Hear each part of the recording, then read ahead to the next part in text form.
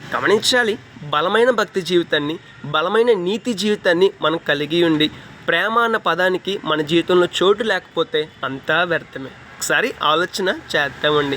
మనము మన జీవితంలో బలమైన భక్తి జీవితాన్ని కలిగి ఉండొచ్చు, బలమైన నీతి జీవితాన్ని కలిగి ఉండొచ్చు. అయితే దేవుడు మెచ్చిన లక్షణం, దేవుడు కోరుకుంటున్న లక్షణం, దేవుడు ఆశించిన లక్షణం ప్రేమ అనే లక్షణాన్ని మన జీవితంలో మనం కలిగి లేకపోతే, ప్రేమ అన్న పదానికి మన జీవితంలో చోటు లేకపోతే అంతా వ్యర్థమేనండి. ఒకసారి ఆలోచన చేద్దాం. మన బంధువులను, మన స్నేహితులను, మన రక్త సంబంధికులను, మన ఇరుగు పొరుగు వారిని, మన తల్లిదండ్రులను మనం ప్రేమించాలి. వారిని ప్రేమించకుండా నేను దేవుని ప్రేమిస్తున్నాను అని అంటే అది అబద్ధం అండి. ఎందుకంటే దేవుని ప్రేమించేవారు వారి తల్లిదండ్రులను ప్రేమిస్తారు, దేవుని ప్రేమించేవారు తమ అన్నదమ్ములను ప్రేమిస్తారు, దేవుని ప్రేమించేవారు తమ యొక్క స్నేహితులను ప్రేమిస్తారు, దేవుని ప్రేమించేవారు తమ ఇరుగు పొరుగు వారిని ప్రేమిస్తారు. ప్రేమ అన్న పదానికి మన జీవితంలో చోటు లేకపోతే మనం ఎంత భక్తి చేసినా, ఎంత నీతిగా జీవిస్తున్నా, ఎంత యథార్థంగా జీవిస్తున్నా అంతా వ్యర్థమైపోతుంది. క్రీడ లేని విశ్వాసం మృతం కదా, ప్రేమ లేని భక్తి జీవితం కూడా మృతమే. కాబట్టి ప్రేమ అన్న పదానికి మన జీవితంలో చోటిద్దాం.